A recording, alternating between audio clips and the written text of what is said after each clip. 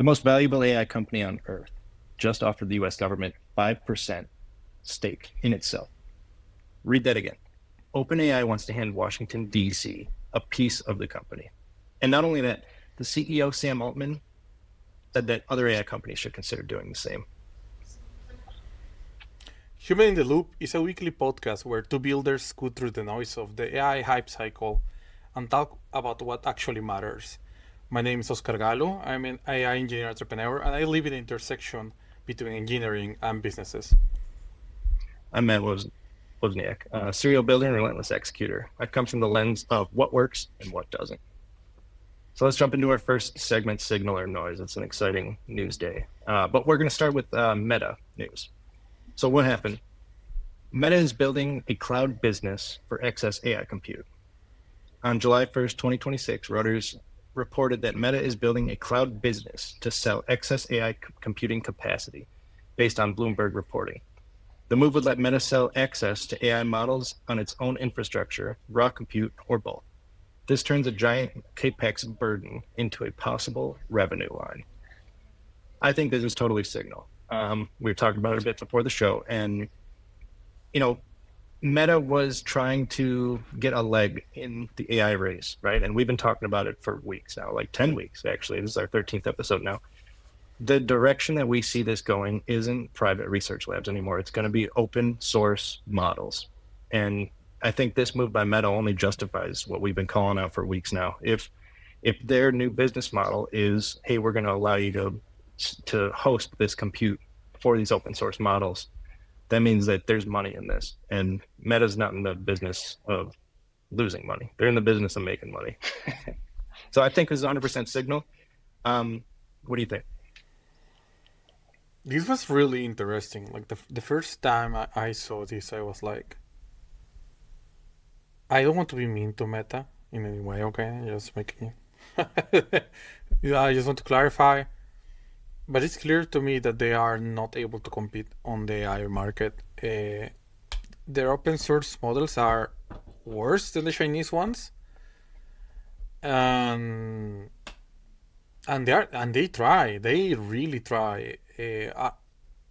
My thinking is that because they are such a massive business, they don't have what it takes to move faster anymore.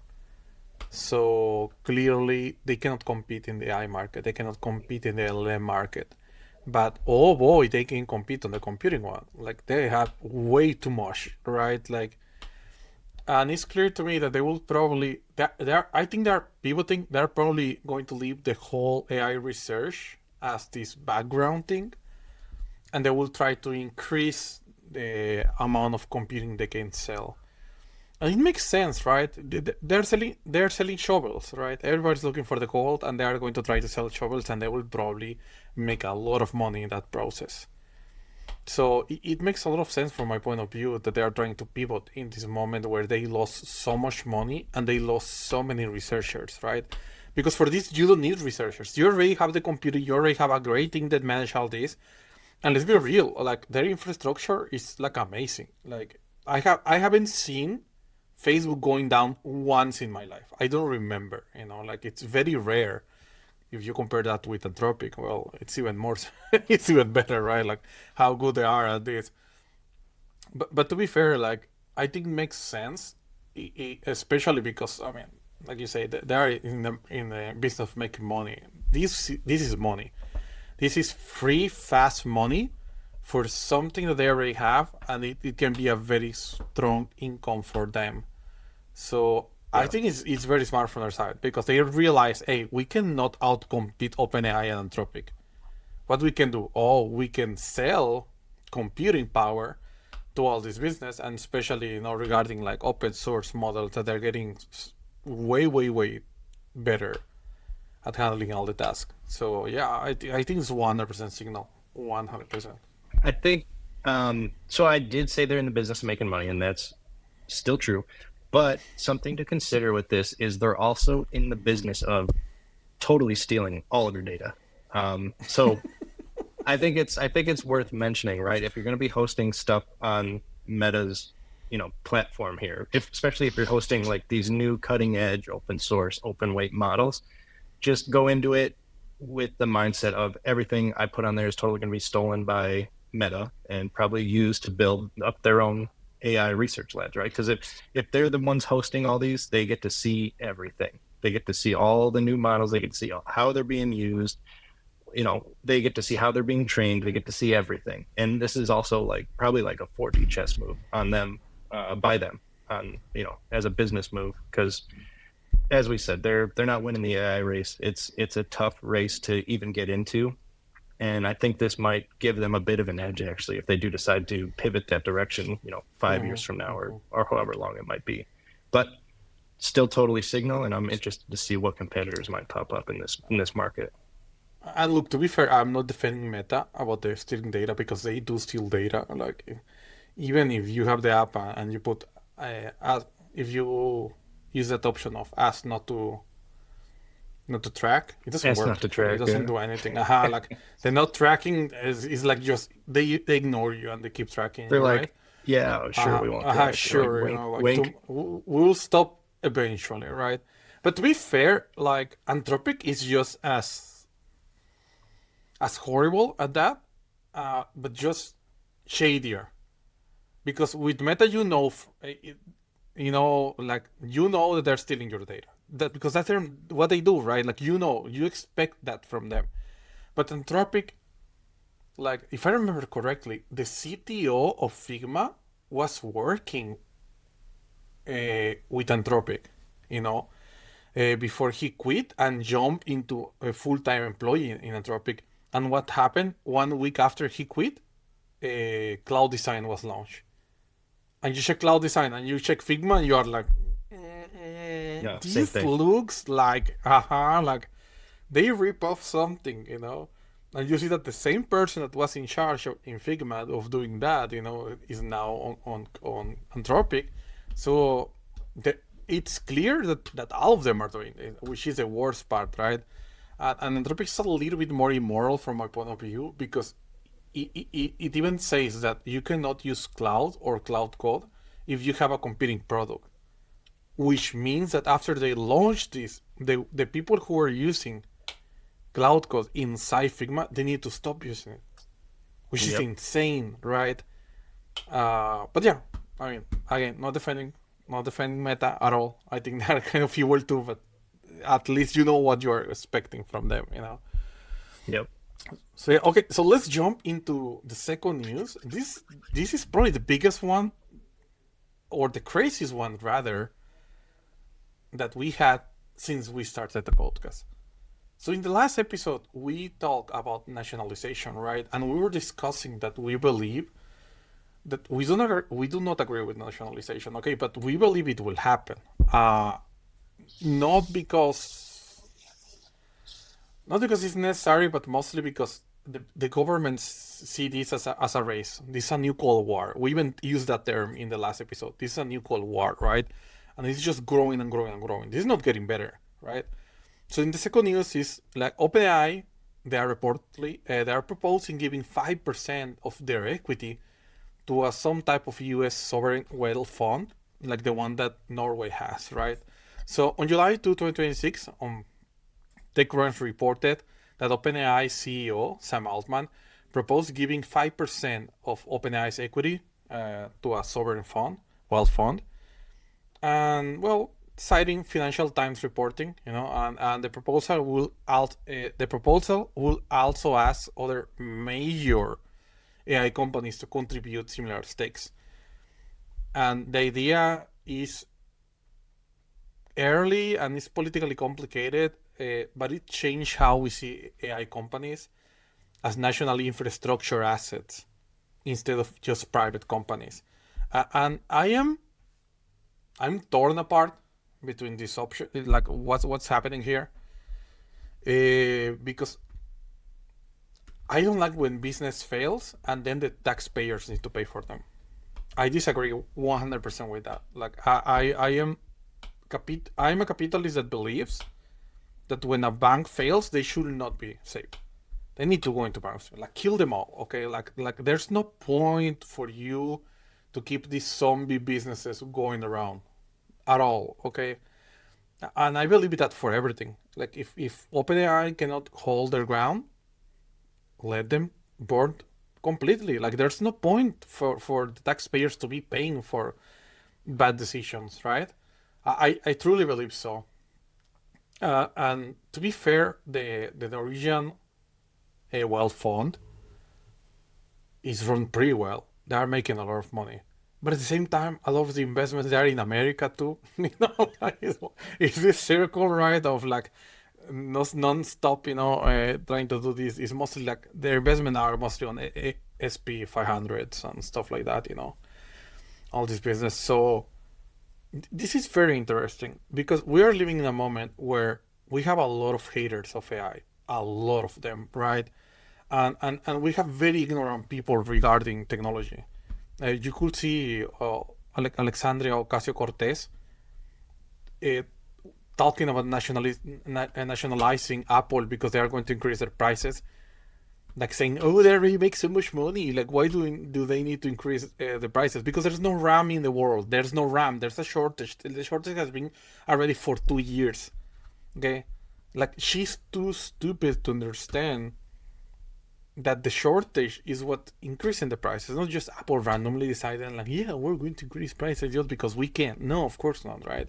So because it's this combination of hating, a lot of people hating on AI, a lot of ignorant people, and at the same time, this business they have managed their PR really bad, right? Like they are just talking, yes, we're going to have like huge unemployment, but still GDP growth, like saying stuff like that doesn't make any sense.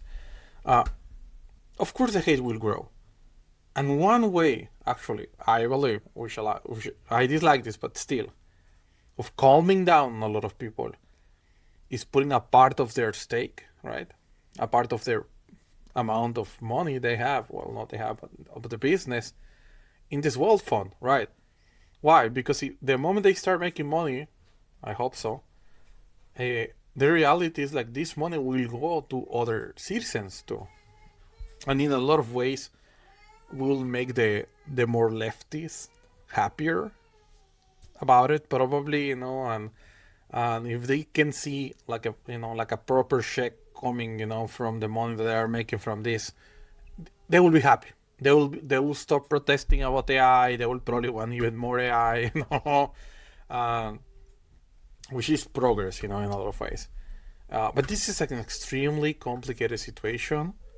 To be fair, I feel that Sam Altman offered this 5% because he's smarter than Dario, and he knows that this will make not only the Trump administration happier, but it will make in general the AI labs look more human, more interested in in developing society and all this, right?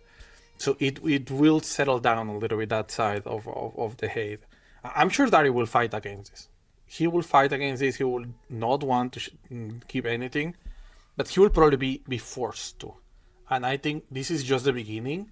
We're going to see other businesses start giving stake to the American government. So that's Yeah. my point. What do you think about it? Well, so everywhere I've read, it says Altman is weighing the options, considering it like it's not set in stone. It doesn't mean that they're Mhm. giving it up. But I also did read, and this is like I watched a little bit of Shark Tank. I think like whenever equity comes up, typically it involves some type of like, hey, you give me X amount of dollars, I give you X amount percent in equity, right? Like that's usually how it goes. But the interesting thing about this is this would be a donation of equity to the U.S. government, Mhm. and it's probably also like part of like a bigger negotiation that's going on behind closed doors. And this is just the part that got released publicly. Is hey, we're considering doing this. I could definitely see this being like terms of a bigger contract, right? Like if they're trying to negotiate some type of exclusivity deal with the government, or just trying to get on their good graces for something. This is probably a good tactic to give up. Say, hey, you'll have 5% equity of our almost $900 billion value right now, post money. And yeah, I mean, I agree with what you said earlier about I also don't agree with government buyouts, typically because, and maybe it's just, you know, bigger than me. Like macroeconomics, I guess, aren't my strong suit. But if a company can't, keep itself above water, why would anyone, especially the government, donate money to keep them afloat, right? And Hmm. I don't really buy the whole, oh, it could collapse society or blah blah blah blah blah. Because if a bank goes under, what's going to happen, right? Like these, Nothing. Literally nothing. Another bank will come literally up. That's nothing. it. Yeah. So I just don't buy it. And even more so, like you said, if these AI companies end up needing some type of buyout, I totally would be against it because, like we talked about this, there's two of them now that are worth nearly $1 trillion, and if they have $1 trillion and can't make a working company, then obviously they shouldn't exist. I totally agree with that. But this is scary, because we literally talked about it just last episode, the nationalization of these AI research labs, and now OpenAI being one of the biggest ones, if not the biggest one, is willingly donating a percentage of its company to the government and urging others to do the same. Yeah, it's definitely, it's not the direction I expected things to go. I mean, I guess I expected it to go, just not wanted it to go. Because we've talked about this for a while now, right? It's like we started episode 1 like, hey, let's make a fun AI podcast, and then by like episode 3 or 4, we're like, oh crap, the government's like getting involved now. Every episode, like the government's more and more and more involved, and it's gonna make things worse. It's gonna make things worse for sure. I can't think of a single thing that the government's been involved in that made it better. Sadly, I mean, I think you are correct. I can't think of single thing where once the government is involved, everything gets better. That will be really, really hard. But at the same time, I cannot stop thinking about a very specific case, which is that this could be two things, okay? And I'm thinking here, like, maybe I live in a bubble, okay? But it's clear to me that the US government will keep annoying everybody about, like, oh, your your model is not approved, right? Your model is Yep. not approved. We decide that it's too dangerous, this and that, blah blah blah. And I feel like they want to keep playing that game for more time than it we are okay with, you know. Yep. So in my mind, right? In my mind, what I think they're trying to do is that, hey, look, we're going to give you 5%, okay? And in that process, it's in your interest to approve us faster. Because if we make money, you make money, Yep. right? Like, Exactly. I think this is what it is, like they are playing a game of chess, right? And it's like, yeah, you took like 2 weeks, 3 weeks to get Fable back. Like, that's insane, right? And then Like, you only get it for 2-3 days for like what? yeah, Not even a full week. yeah, the worst thing, the worst. But like, it took 2, 3 weeks to get approved by the US government. That's really bad. Mhm. So I think this is like an incentive, just so they can play it down a little bit, right? And you're like, hey, look, we're going to give you this percentage. Please stop, getting involved in this, or just approve us faster, right? Like, just, like, approve us first and then check later, something like that, right? And I think this is what they are doing here. This is what they are doing here, because it's not by accident that after this happened, literally, Sam Altman offering this, Trump said that he's in favor of less regulations for the AI industries, right? Mhm. So it's clear that they're trying to fall on his right side, right, and get the right thing from him. So I think it will happen. I don't mean that I agree, but I think it will happen, whether we like it or not. So now the question is like, I'd be surprised if it was only 5%. I mean, to be for 5% of a business so big is a lot. It's a lot of percentage. Yeah. Like, this But is I mean, like you this. said, there's more incentive here than just approve us faster. It could be approve us faster and approve our competitors slower. Because like our is collective now. If the US government has a stake in the company, it's like you own 5%, 10%, whatever. we're in business together, and Hmm. it benefits us both if you slow down our competition and accelerate our own products going to market.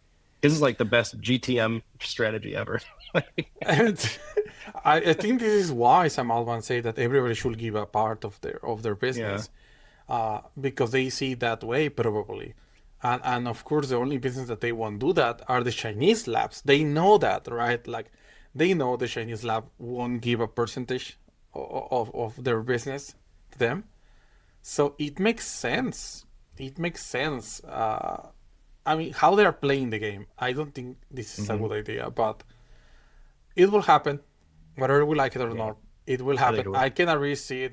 We're going to be talking about this in a few more episodes about how it happened and how OpenAI gave Yeah, the 5%, and now there's this wealth fund, going on, But yeah, I don't know. Mixed feelings, mixed feelings. Probably the right thing to do right now.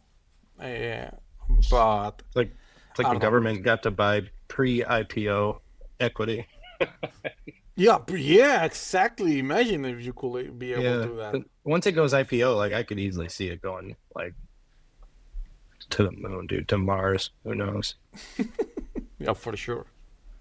All right, next story. So story number 3 is Claude Sonnet 5 ships with cheaper agentic execution. So what happened? On June 30th, 2026, Anthropic introduced Claude Sonnet 5 across Claude, Claude Code, and Claude Platform. It launched with introductory API pricing of $2 per million input tokens and $10 per million output tokens through August 31st, after which it'll move to $3 and $15 respectively. Anthropic positioned it as a stronger execution model with higher effort levels, broader rate limits, better cost performance than prior Sonnet models.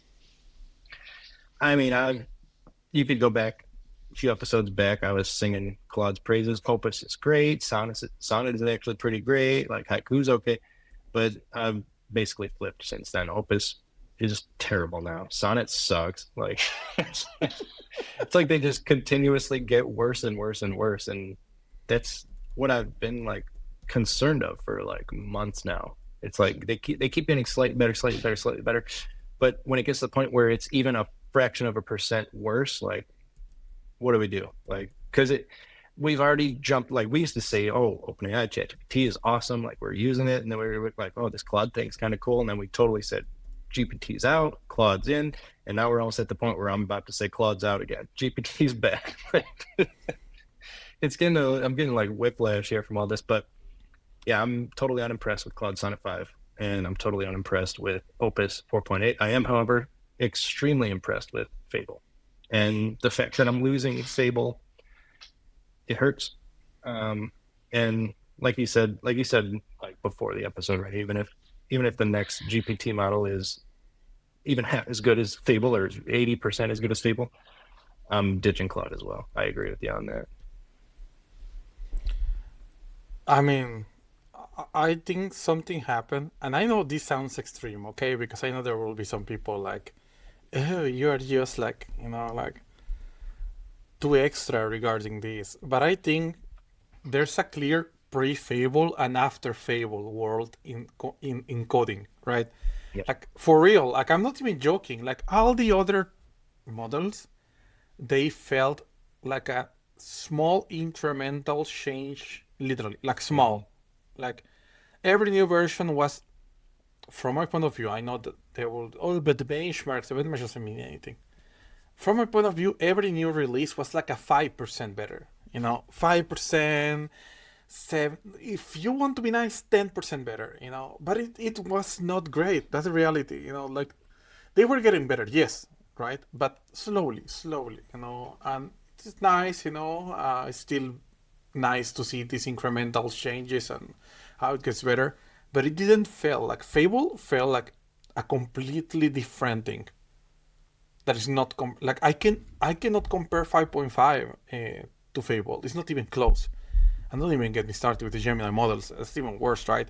Um, but the reality is that it's literally on a league on its own. But things are complicated, like in the case of Sonnet 5, I saw the benchmarks, right? and is more expensive than Opus. It consumes more tokens than Opus, Yeah. but it's actually worse than Opus. So now my question is, for who is this? Like what is the use? How useful is this really? Okay, if you're telling me that it uses more tokens than Opus, it performs worse than Opus, why would I want to use that? Like it makes no sense. Like the whole launch felt that they just did it because they felt like they need to launch something, but they just flip flop so bad that it feels like I cannot believe the same lab that made Sonnet 5 is the same one that they make Fable 5. It's insane to have those two in the same lab and one sucking so hard and one being so great, you know. But to be fair, like you say, if 5.6 ended up being 80% as good as Fable, I'm canceling Cloud. I'm canceling my Cloud subscription and my Cloud Max, and I'm going to ChatGPT Pro, the Max one, you know. But yeah. I think this is a risk that every current company, especially ones that are implementing AI, runs the risk of having, right? Your customers' trust is very hard to gain, but very easy to lose. And once you lose it, it's almost nearly impossible to gain it back unless you do something totally extraordinary. And that's kind of where we're at right now with Claude. And I'm also thinking, like, how is this the same company like that, did all this, right? And the only thing I can think of, right, is maybe the people who originally made Opus, originally made Sonnet, maybe they're the ones who moved to Fable, right? And the people now that are maintaining and upgrading Sonnet and Opus are just a new team that are less experienced. I mean, I could see that being the case, but like at that point, right? And this is something I've told people all the time. It's better to release nothing and keep what you have currently than to release something that sucks. Because once you lose that trust, it's gone. So it's Like, honestly better to do nothing than do something detrimental. they got caught in the AI hype cycle, right? Like literally, what Right. we were against that, but they were like, they were just caught, right? Because we need to release something. Go We need release to it. release something because everybody's releasing things, right? We cannot just stop here. Like we need to release whatever we can. What can we release? Oh, let's release Sonnet Sonnet 5, 5. which is No. worse than everything else that we had. It's more expensive than anything else, you know. Like I saw some of the benchmarks, and what freaked me out is like there was this agentic benchmark. I don't remember the name, you know, where Sonnet 5 was more expensive than Fable if you run it for long enough. Mm. You know how insane is that? Like It's just Fable is literally unoptimized. the most expensive. Well, it was the most expensive model until Sonnet 5 launched, and now like it can consume more tokens than Fable. Like it's insane. It's completely insane. I don't know what they were thinking. Anthropic, please get your together, okay? Like don't launch stuff that it's not ready. That it's not ready. We know it's not ready. They just Yeah. got caught in the AI hype cycle. That's what it is. Yeah. Lesson one, don't launch things if you don't need to. Like, I mean, I still listen to music from 2007 because like it's still good music, like, and some of those bands haven't released music since then. And if they did, maybe it would have been a mistake. Like, Probably. who knows? Okay, let's But yeah, jump into the next don't, news. if it ain't broke, don't fix it, Yeah, I agree. Let's jump into the next news. This Yeah. is Together AI. They raised $800 million. Damn, these things are getting bigger and bigger, right? For open source AI infrastructure. Okay, so on July 1st, 2026, Together AI they announced that they just raised an 800 Series C, led by a bunch of people, but including NVIDIA, right? Because they or NVIDIA, whatever you want to call it, but they're involved in everything, right? And other partners around the US. And well, probably you're asking, and who are these people? Because we had no idea until before this. I think Matt said they are Vercel for AI, for open source AI or something like that. Like, yeah, kind of. So they are an AI infrastructure company, and for some reason, I think sometimes they call it NeoCloud. or they call this Neo Cloud, the new cloud, and it gives developers access to GPU clusters, model training, fine tuning, high volume inference, especially for open models and custom models, right? So this is interesting because we are in this moment where Anthropic, well, not Anthropic, but Anthropic CEO is trying to put the US on his side to ban anything that is regarding open source, right? He doesn't want to have open source models because he knows he can lose a lot of money. The moment they can get good enough that we don't need to use Anthropic, we will probably do it and we won't look back, right? And most people will do it, and I don't remember who was like the person who said that he believed that eventually all the LLMs will be commoditized, and it won't be an LLM won't be a moat, and you will need to do way more than that, right? And I think that Anthropic can feel it coming, so they are trying to do this whole banning, and not letting people use open source AI models.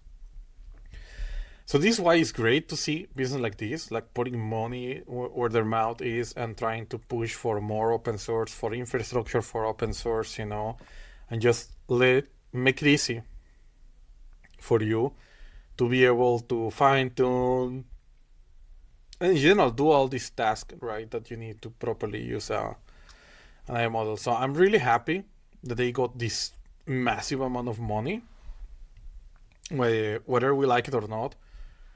Open source models are not going anywhere, and banning them will be a huge problem because that will mean the world will just keep using it and you will be isolated from it. That's the only thing that it means, really.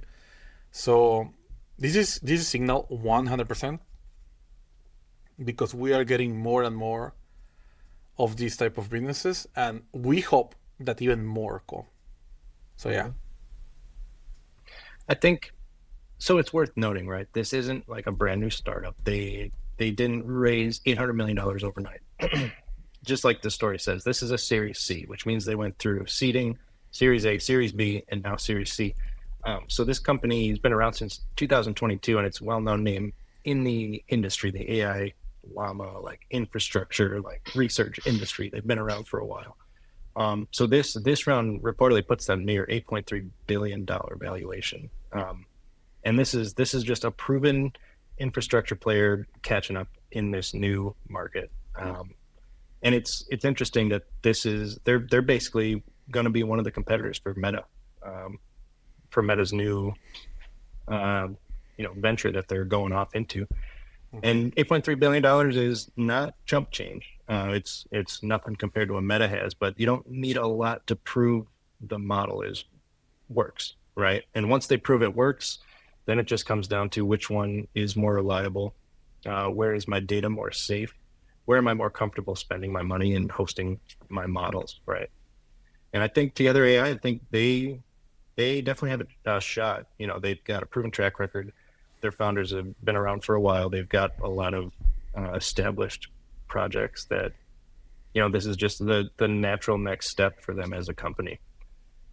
I'm excited to see how it turns out. This round was huge, but you need customers to prove the outcomes, right? So this Series C, they raised a lot of money. Now they got to get the platform ready. They got to start onboarding people. If your app works better, then you win. If it doesn't work better, then you lose. That's like what it comes down to. Even no matter how many billions of dollars you got, it's all about execution. Hey, maybe we should check them, and if we like it, we should add them to the stack shake, later in one of these episodes, depending if we like it or not, of course, because it's one of those things. If we like it, we keep it. If not, well, we go our way. Okay, last story for Signal or Noise this episode. Claude Science launches a research workbench. What happened? On June 30th, 2026, Anthropic launched Claude Science, an AI workbench for scientists. It brings tools like literature search, data analysis, code execution, figures, and manuscript drafting into one research environment. Anthropic says the app creates auditable artifacts so scientists can validate and reproduce results. Scientists are a good market to sell to. If you can make research faster, results more reliable, and papers written more quickly, like that's going to speed up research. I think it might be, beneficial, right? Depending on the research that's being done. But the product only survives if it survives a peer review and lab politics, because research labs, their money is dependent on finding the right outcomes, right? And that's kind of a dangerous business model, right? Because if someone's paying you to research something and you start finding the answers are contradicting to what they were hoping you would find, then your entire livelihood is on the line, right?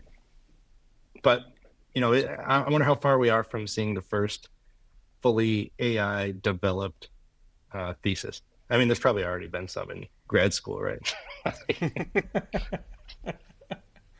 Yeah, especially if it's something like, oh, what make the frogs gay in the water or something like that. There's probably already a few of those, But this is interesting, and it's kind of proving another point that we made a few episodes ago, that the only way for these AI labs to be profitable is to expand to every market possible. That's the only thing they can do. And we saw it coming. Cloud was like this, just like ChatGPT, a simple chat, right? With not a simple chat, because it was more like an agent, really. When Cloud started, that you were able to do a few things, right? And then Cloud got launched, right? And everybody got super excited, like, oh my god, this is so freaking good. It was a game changer, not gonna lie. And then they stole a cloud design, right? Trying to get everybody that used Figma to the cloud side, which is not a bad idea. And now Anthropic is trying to get research, right? Science into this. And it will make sense, because if you have been into science, you know that a lot of these like projects, or rather tools that they use, they are ancient. They are ancient. They are old. They are like ugly. They're not great. They are not great. And I feel that this is mostly because the people who do programming for these researchers are researchers themselves, right? And they can have an idea about the science and the deeper understanding, but having an idea about how to create a great product is not one of those things, right? They literally have an idea, so they create these really, really bad UIs, really bad stuff, worse performance. They end up building a software that can crash your computer. Like, Yeah, right. look, it's a lot of stuff, that is not great. That's a reality. So if one of these labs can come up with this amazing software that is easy to use and it will just help you to go through this process, yeah, I get it, like why they would want it. So I think it's a signal, 100%. Yeah, it's definitely a new market that they're breaking into, one that I didn't really expect. But it is like, I don't remember if it's just research, like scientists as a whole. I think you might have better luck finding like specific niches of scientific research areas and building something specific for them, as opposed to something like, oh, you can use this for all research that you could possibly do, right? I think you'd have better luck kind of taking this new Claude Science framework, or whatever you want to call it, and aiming it at something more like minute, like, right? Like something more concentrated, like chemical research, like astronomy research, like something very heavy, like workload, right? Because when I was in college, I got a minor degree in astrophysics, and we did like research where we were building like model solar systems. We were calculating redshifts of like stars and to see how far away and stuff they were. But, like, we weren't like on the cutting edge of this stuff. And I already know like the little stuff that we were doing was very like compute heavy. And the things that we ran, like sometimes it'd take hours, right? So if you could build something that'll turn hours into minutes, or weeks into days, or something like that, if you can start saving people time that are in like a very specific niche area, I think you could build something great. I think you'd get a lot of traction with something like that, as opposed to something too widespread that it's trying to work for everybody. Yeah,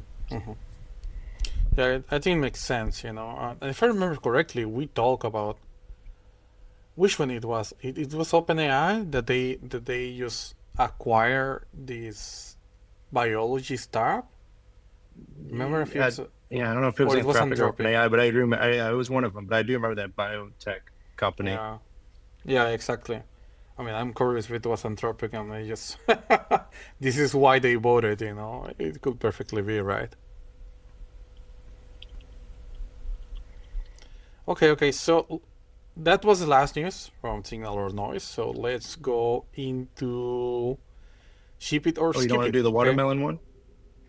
Oh no! Wait. Watermelon one. We were gonna make fun of watermelon, remember? No, Watermelon like caught up the chip. yeah, no, we remove it. We remove it because it was like so irrelevant.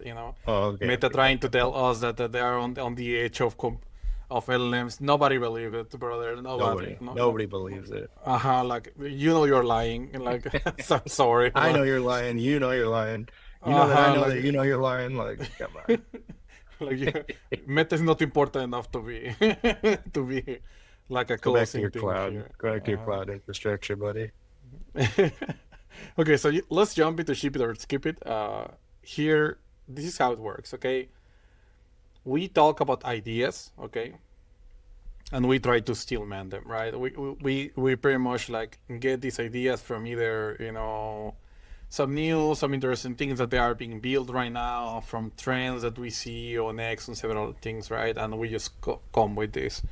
And we give you our honest opinion if it's worth building or not, and why, and in which cases it will make sense, right? So for the first one, this is something that I think it makes sense, but you need to have some previous knowledge. So this is our idea, okay? This is a meta compute broker for AI teams, okay? And as we talk in the first news, Meta is building their cloud business, right? And they will sell AI compute, and we expect this, right? And here's the pitch, okay? Build a neutral broker for teams that want to use Meta compute without betting the company on it, okay? Like the product compares Meta's hosted models, okay?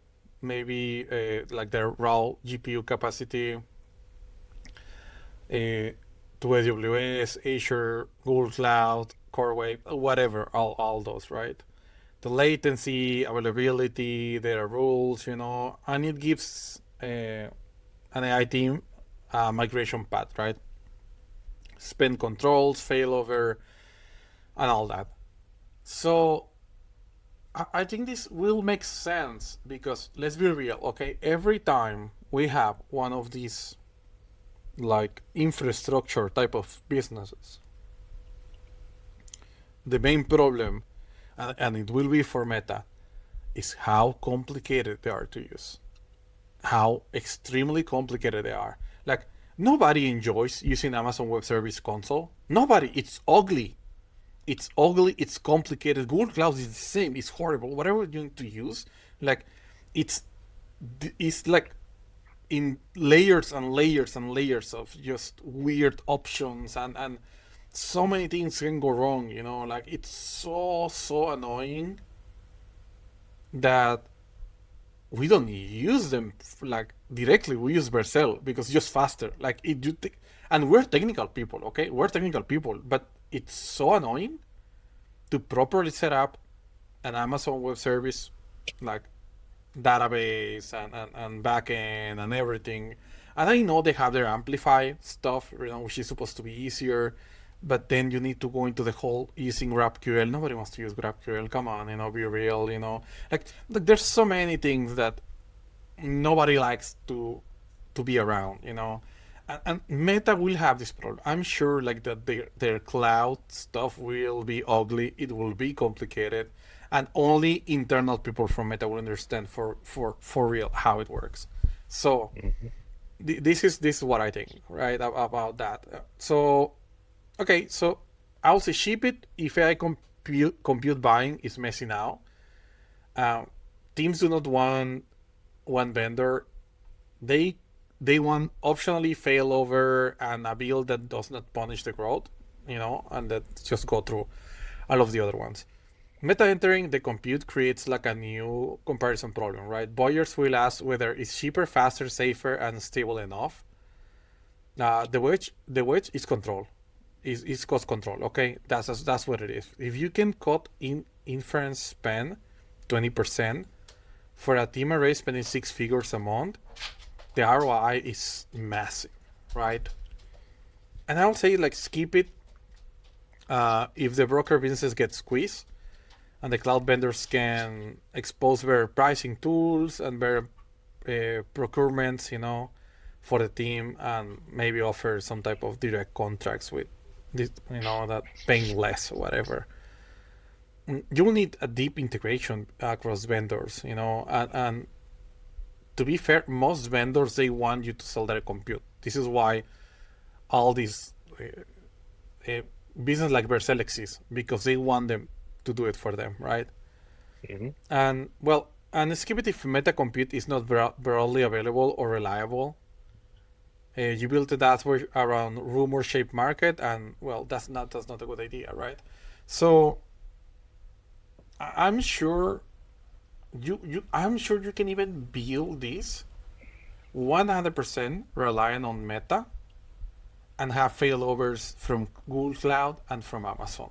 That could be the case easily, right? That you can build something like that, but it will only make sense if it's easier to use and it's cheaper. If it's more expensive and more complicated to use, forget about it. You can be more expensive, but you need to give a great result about how easy it is to use. It's like 2 clicks, everything done. It's this type of like magic feeling, right?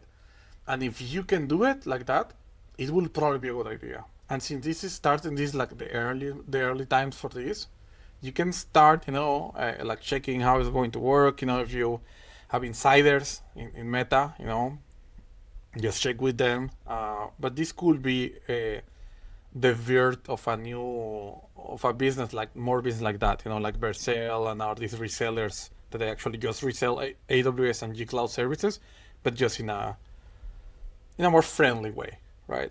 So, what do you think? So, I mean, I'm torn on this, right? And I guess I'm not really torn. So, I guess for a little analogy, right? For years now, like being a software engineer, a lot of people, like everybody who knows me knows what I do. And I've had dozens of people come to me with the same genius app idea, right? And their app idea is, okay, you know how Uber and Lyft both provide the same service and sometimes one is cheaper than the other? Let's build an app that just routes you to the cheaper one whenever you do it. Like, you want to go somewhere, you book it on this new app and it checks Uber and Lyft and says, oh, this one's cheaper. Let's book it through there. And my answer is always, how do you make money then? Right? Like, how do you keep it cheaper and make money? Right? Because you're adding another middleman, right? And this is like the same problem that the healthcare industry in America has right now. There's so many middlemen involved that all require 60% profit on their participation that healthcare prices are insane, even through insurance. And I don't want to go off on that whole tangent, but like this whole idea of we will be the middleman for these cloud compute infrastructures. For a small business, that's a huge ask, right? You have to have API access to both infrastructures. They are both obviously going to know what you're doing. They're routing it. You're routing these calls to a potential competitor, right? They're going to say no right out the gate. Right out the gate. You'd have to have some type of like very well-informed legal team who can negotiate with both of these humongous companies, get you the access you need, and then you need to go to market, and you're potentially stealing customers from both of your vendors now, right? It's going to be a very tough product to build. And if you build it right, I don't see how you're going to make money, because the whole concept is you're saving your users money. And how are you going to save your users money while also making money yourself? I don't see it as being viable, right? I would say skip this I would say skip the compute broker idea. And I mean, it's a big ask to build your own compute company, right? Like, as we've seen, there's a company that's worth $8 billion now, and they're almost a competitor for Meta, depending on how well they do. So this is a very tough and a very niche business. It's very hardware heavy. It's very hardware driven, and I don't see being a broker as being a viable path in this, because for the same reason that Uber and Lyft are still their own apps, and there's no middleman app for it. I just don't see it being feasible in a fiscal way. I believe that they can, but this is only as long as they do it better. Yeah, That's yeah. the only way. It's got to be very intuitive. Like extremely. I will even make the case. Do it for vibe coders, people that have no idea how to do anything, Yeah, right? Like people that really, really have no idea about how to do yeah, nothing, Just give them some MCP that they can connect to Cloud Code so they can just upload this. And that's yeah. it. Like Eh, you get a market right there.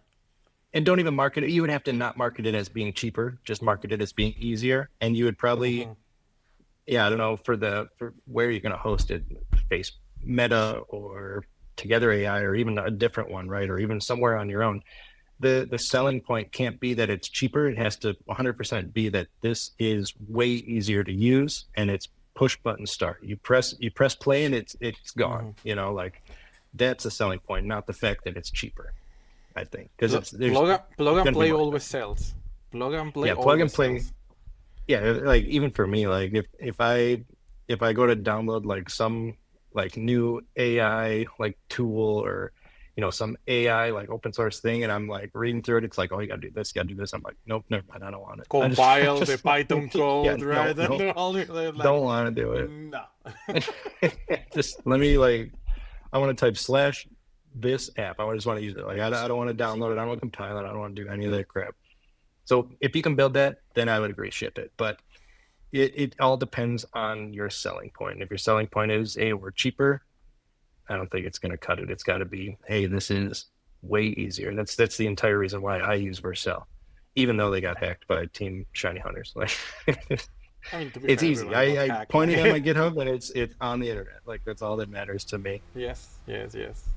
It is easier. Like it really, if we had to guess how much time we save, we'll probably say it's cheaper if we compare with time, right? Because if we need to spend a lot of time just orchestrating stuff, we're losing money, right? So it's like one of those things. But yeah, get it. Yeah. I agree with you. Okay. Idea 2, back office agent for small professional services firms. So Purview AI, is it Prove AI's 2026 agent startup ranking argues that agents survive when they own a vertical and serve a buyer who already pays people to do the work. Its first category is professional services back office agents for law firms, accounting practices, and government contractors. So the pitch is you build a back office agent for small law and accounting firms. It drafts intake summaries, organizes client files, prepares first pass review packets, checks deadlines, creates billing notes, and keeps the human owner in control, keeps the human in the loop.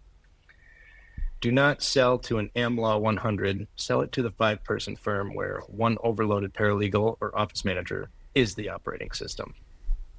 So the instances where you would want to build this and ship it is the work already has a buyer. Firms pay humans for repetitive review, filing, client updates, and billing cleanup. Small firms are underserved by these bigger software companies. Enterprise legal AI sells to big logos and leaves the smaller offices with generic tools. The domain gives you the moat. Templates, deadlines, local rules, billing habits, client file structures, all that stuff matters. If you're in this area, you already have contacts that you know of, or you can reach out to, this might be the instance where it's worth shipping. But I think I would add on to this, right? The fact that it's worth building alongside them. You don't want to build it without their input. And that goes back to what we said several times. You need an SME if you're going to build something like this. And this isn't like build once for everybody. You want to build something hyper specific to these small firms and you want to figure out where their pain points are, where they're losing time, where they would save money, and you want to build it to accelerate those processes. So instances where we would probably recommend skipping it is the small firms are very price sensitive, which they usually are, very messy and unorganized, which sometimes they are. Every office has its own filing structure, its own like little quirky like terms, and it's going to be very difficult to build a one size fits all solution for these small firms. Chances are you're going to rebuilding everything each time for every small firm, and that's going to make the price go up. It's going to be less GTM friendly. Legal and accounting mistakes carry real risk. This is another instance that you got to consider before you even consider touching this industry. You cause your clients money, that's going to cause you money unless you have a very good lawyer and you have very good contracts. And considering actually this is aimed towards legal companies, They know. They know. Like, yeah, they know better than you. Like, Mm-hmm. chances are you'd be hiring one of their competitors to negotiate against them, and that's probably not a good look. So the product needs real review flows, real permissions, real audit trails from day one, and it 100% needs a human in the loop. So anything that gets approved is approved by a human at the company that's using your software. Services may swallow the product. So a setup could turn into a custom migration job for every customer, and that's a lot of overhead for you if you're building this. So, I mean, this is like the same thing as a lot of these verticals. If you already know people in the industry, you already have contacts in the industry, or you already have an SME in the industry, then it might be worth building, but you want to build it hand in hand with them, and you want to build a solution for them.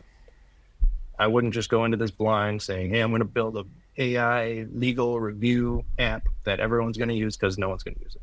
And it's never going to take off the ground, because it's a very, very difficult industry, and they're very AI sensitive in the legal industry. They 100% against it. Every lawyer I've talked to said they'll never use it, but they probably use it. They just won't admit to it. So this is a tough industry, and it's a tough product. But if you have the right people around you, you have the right SMEs, or you know of a small to medium-sized legal firm that is having similar troubles to this, you could work with them and build them a custom solution, and maybe get on their payroll. I'm going to say something that I kind of hate, but it's probably true. If you are the technical side of this, go and talk to an influencer that is a lawyer. Literally, Legal. like a lawyer that, like a legal lawyer, like a proper lawyer that does like influencing stuff, social media, about being a lawyer, okay? Like, we don't want him to be famous for anything else, right? Why? Because having a face that a lot of people know, it will be an easy sell. It will be easier to sell, especially taking into consideration that a lot of these small businesses, they're very paranoid, right? They're very paranoid that you will steal my data, you will steal my clients, all these things. So the more trustworthy that you can look in front of them, like, the better. And probably having like a face that they know it's better, right? It's just going to be better. I think it will make sense if they could do something like that. Just look for a co-founder, preferably somebody that is like on TV, on social media, very active, that people know. And I think this can work for sure. And funny enough, we already had this conversation talking about like more the blue collar side of this, right? And how a lot of these markets, they are pretty much underserved. Like, the more you look, like, the more you realize how underserved it is. And in this case, because I feel that for the blue collar, the main thing is needs to be pricing, right? That the price is low. I feel that for this one, pricing is not as important, but rather that whatever the agent is creating, you're almost sure that is correct.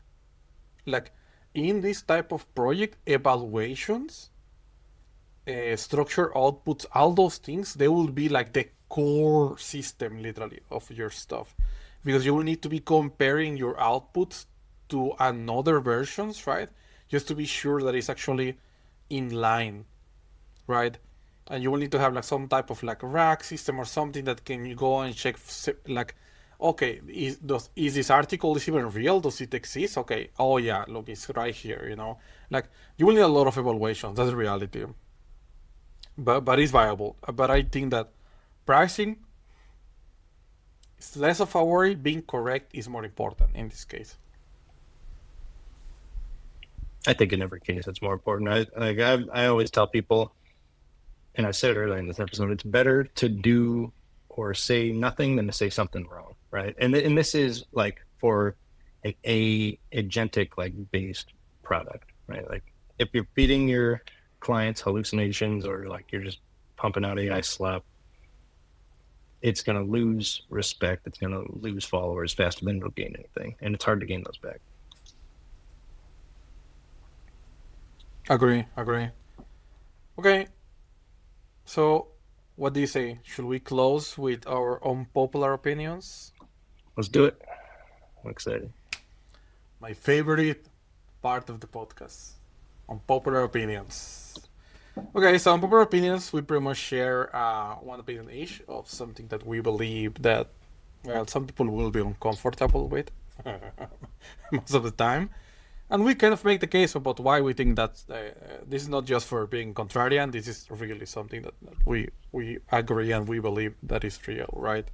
So here comes my opinion, my popular opinion. Okay, I think that the AI or the LLM model race, it changed completely.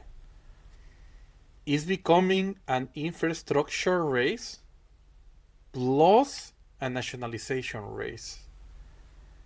And I think both, they have things in common, okay? Because think it this way, okay? If Meta can sell spare compute, right? Every frontier lab has to explain whether if they are an AI company, a cloud company, or something else in the middle, right? And the thing is that not only we have like the whole idea about the infrastructure, it makes a lot of sense in the nationalization side, right? Because we are talking that they are saying just as roads, right? Because we have roads and they are part of the national interest, right? We have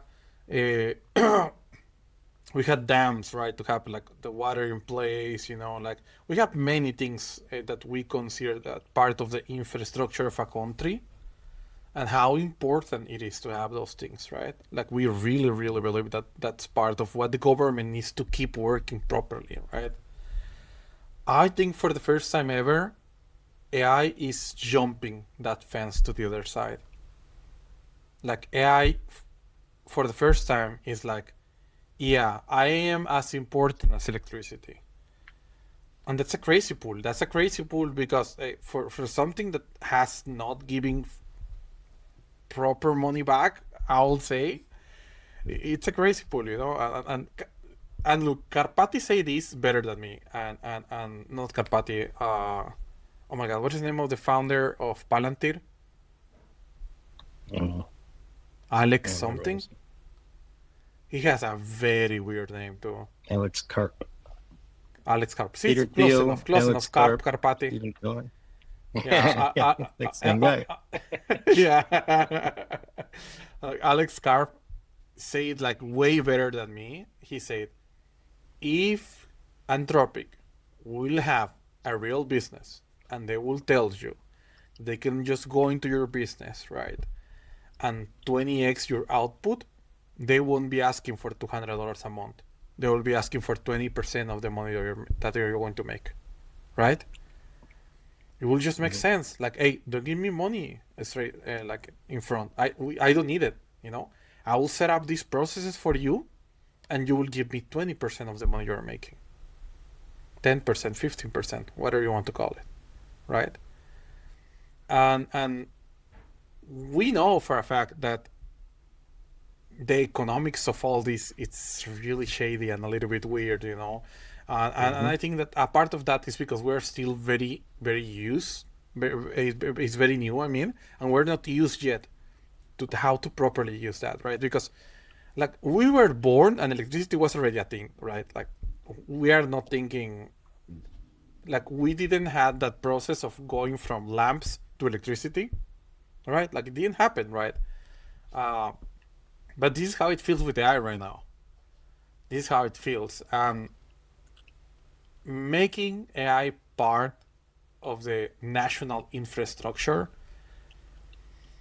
feels weird to me. It feels weird, you know. Like maybe I'm still thinking about lamps, and I should be thinking about electricity, right? But in my head, it's like really hard to jump into that conclusion. Like I get it why you want to think that way.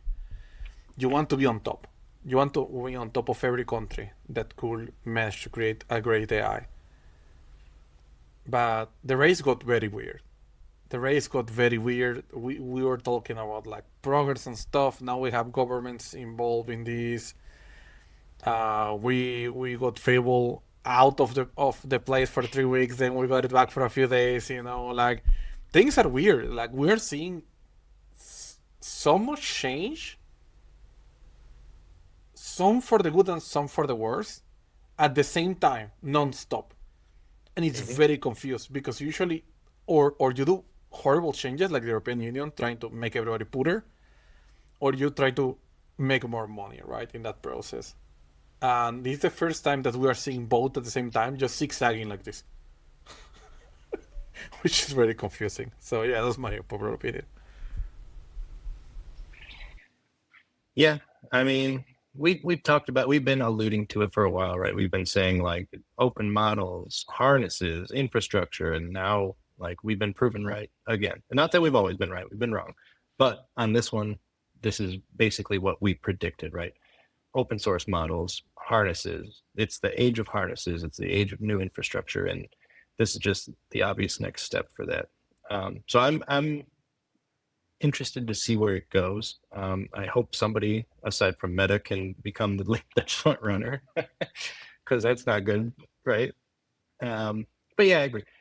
It's we'll see, and it does kind of tie into my hot take a bit. The end of your um, little speech there. It's the government's getting more involved, and I guess just from my take, right? Like everyone's worried that the government's gonna take over AI, right? But they're not taking it. It's being handed to them. Sam Altman, OpenAI, they're arguably one of the most powerful tech companies right now, especially when it comes to AI. They're probably the most powerful tech company. And they're literally walking up to the Trump administration, to Washington, D.C., saying, hey, here you go. You got a stake now. And I don't think it's generosity. I think it's a bribe. Altman's buying regulatory protection via equity. And every lab that follows his lead is just paying protection money. It's a shakedown. It's not generosity. I think, like we said earlier in the episode, right? This is a way to buy favor, to say, hey, when our models do well, you do well. And Mm-hmm. it's like the same thing as the mafia saying it'd be a shame if something happened to you, to your To restaurant your here, house, like your little butcher shop. Yeah, like. like it would suck if somebody like broke in, or like somebody broke all your meat fridge or whatever, like in the Sopranos or something, right? But like this is like basically, here, have equity in our company, like that way maybe we'll be on your good side and we can release Fable 6 next time. um History says that industries get nationalized at gunpoint during like wartime, but this isn't against Sam Altman's will. This is him willingly doing it. And whether it's like him doing it to, what we said, like try to get on the good graces and try to like accelerate his own company's go to market, or there's negotiations behind the scene where somebody's saying, hey, if we don't have a stake in this, you're never going to release another model, right? There's no way for us to know because we're not in those negotiations. We're not in the room with them. But I mean, I don't see it being a good thing for the industry. The more and more that government becomes involved, it's I can't name a single industry where the government gets involved and things got cheaper, faster, and more efficient. Yeah, I agree. I think Sam Altman is just trying to be ahead of the curve. I think Hmm. he probably, if he didn't have these conversations, there were people around him having these conversations with the president, and I think he just jumped ahead of the curve and say like, it's going to happen anyways, right? Hmm. So I better be the first, so I look like I am goodwilling, right? This is my goodwill, right? Yeah. Look, you know, like we see that this will happen. Look, you don't need to do this. You don't need to take half of OpenAI. I will give Yeah. you 5%, so our interests are aligned, right? This could Yep. be 100% the case. I wouldn't be surprised if that's the case, really. Like, I think this will be easily one of those situations. My main question will be what will happen to the business that they decide not to? Right. Well, this is just lobbying. That's all it is. It's 100% just lobbying. They see regulation coming because everyone's demanding AI regulation around AI. And this is, like you said, Sam Altman's being ahead of the curve. He's trying to get ahead of this regulation, saying, "Hey, we're on your side." Like, it's literally lobbying. That's all it is. And I will say that it's less horrible than lobbying. Because lobbying usually go directly to the politicians. yeah, here's 40K. Like, Yeah, exactly. Here's 1 million. Be happy, right? This is at least a yeah, wealth fund, right? You will want to make the case that yeah. this can be for pensions, I don't know, whatever. But yeah, that's what it is. It's That's literally definitely what it less is. evil than, Uh huh. giving some random no-name senator from Iowa, like, here's $40,000. You can go buy a Toyota Corolla, but just make sure you vote for a thing that's going to kill people, right? Like, it's like, Yeah, pretty this much. is, I agree, this is less evil, but it's still like, if Still you pretty boil it much. down, it's just lobbying. That's all. It's how I see it. Yeah, yeah, Um, yeah. I so that's my agree. that's my unpopular opinion. Yeah, well, that was the pod. This is our episode number 13. Time flies, damn. We're 13 weeks going non-stop. We are not failing. We don't plan to fail, and we plan to keep pushing through this. And again, if you have if you're enjoying what we're doing here, subscribe to the channel because we're going to keep launching more episodes. Yeah. Make sure And you if use you, up all your Fable tokens. yeah, please, you have 2 days to go. Go full on them, okay? Yeah, Don't hurry. let Anthropic get one token from you. Go full. Yeah. And if you need any help with AI agents, AI processes, automations, and all that, please send us an email to info@valleyseed.com. Okay, somewhere around here, we're going to put the email. And I'll be really happy to help you. So yeah, that's the pod. My name is Oscar Gallo. I'm Matt Wozniak. Thanks for tuning in. Yeah, see you next episode.